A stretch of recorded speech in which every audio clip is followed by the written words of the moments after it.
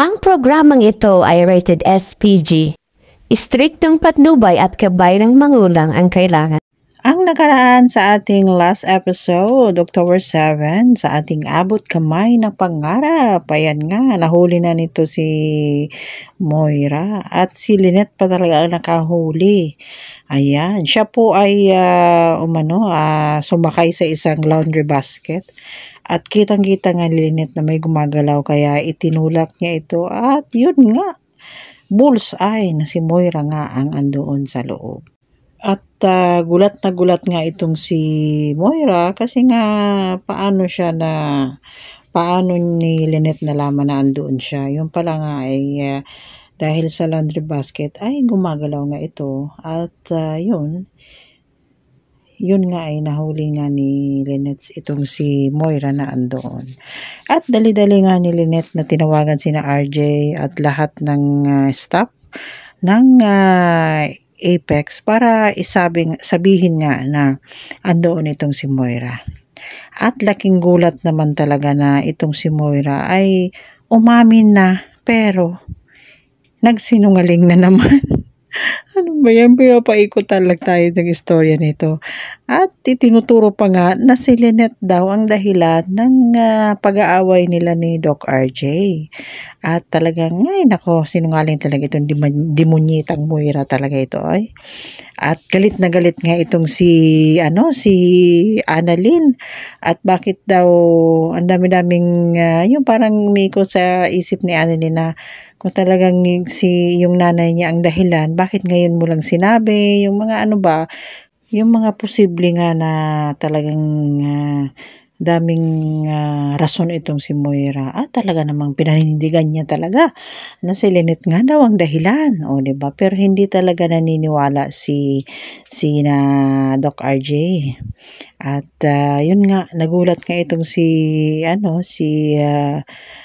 Zoe kasi akala niya siya ang ituturo ng nanay niya, ilalaglag na siya. Sa bagay, kung ituturo na siya ng nanay niya, wala na. Talagang magiging pulubi na talaga silang dalawa. Kaya hindi yan ilalaglag ni ilalaglag ng kanyang nanay itong si Zoe. At pinalayas na nga ito ni Doc RJ sa kanyang bahay at sinabi niya nga nito kay Moira na hindi ka na parte ng ating pamilya. So, yun ay parang grabe yung galit ni Moira.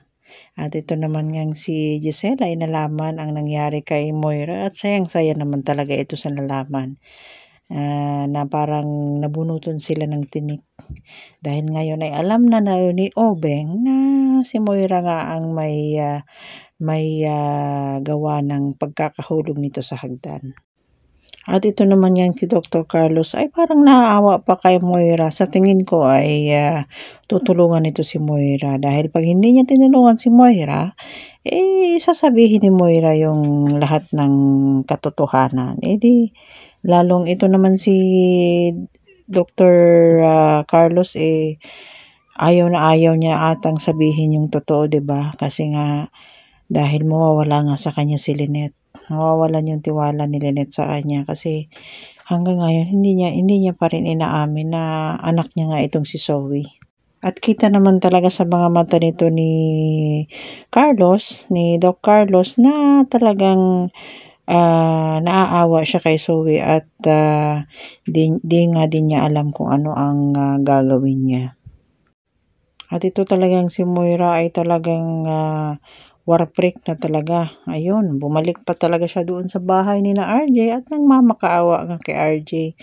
So parang napagod na siya sa pagmamakaawa ay talagang naging matigas na din siya.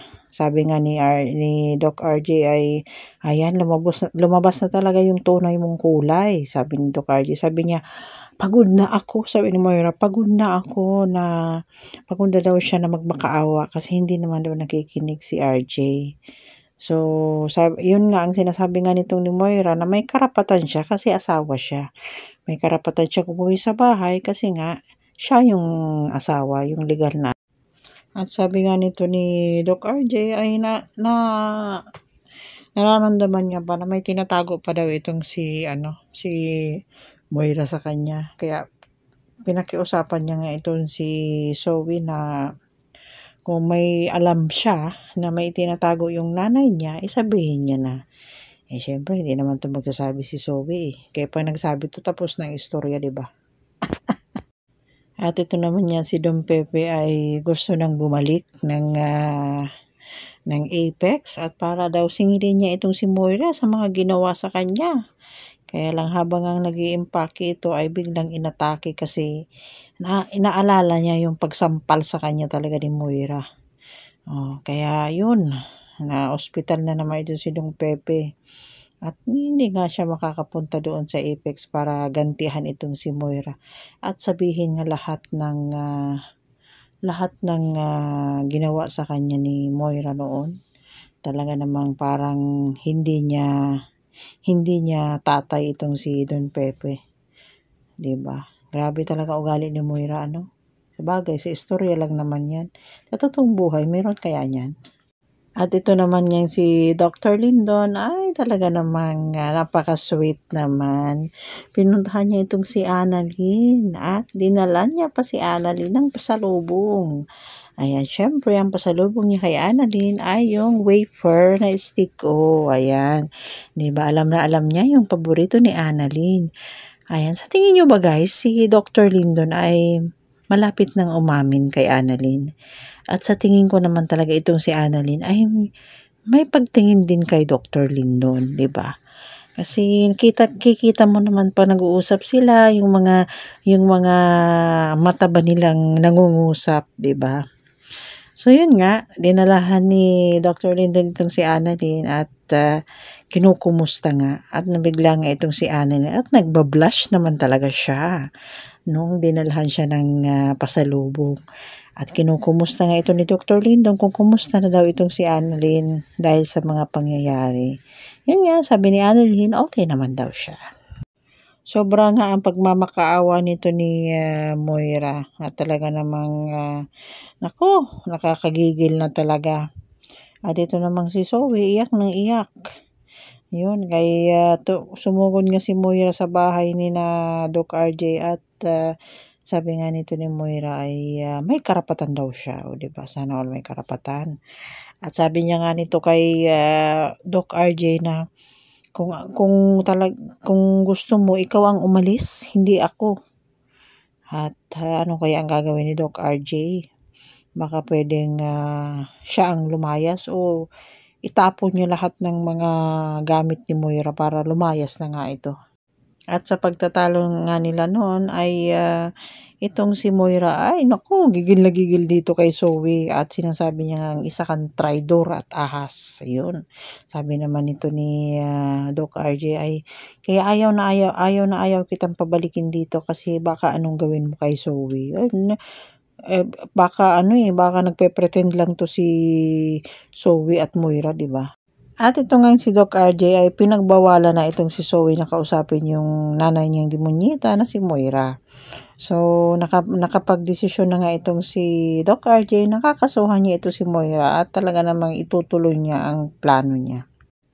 At ngayon ngang episode na ito ay sa next episode guys ay makikita nyo nga kung gaano nakadumi itong si Moira, kagaya ng ugali niya. Ayan, parang pulubi na ba siya. At yun nga, masasakay siya ng taxi.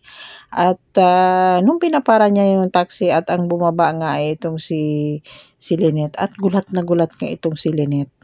Na si Moira ay isang pulubi at napakadumi talaga.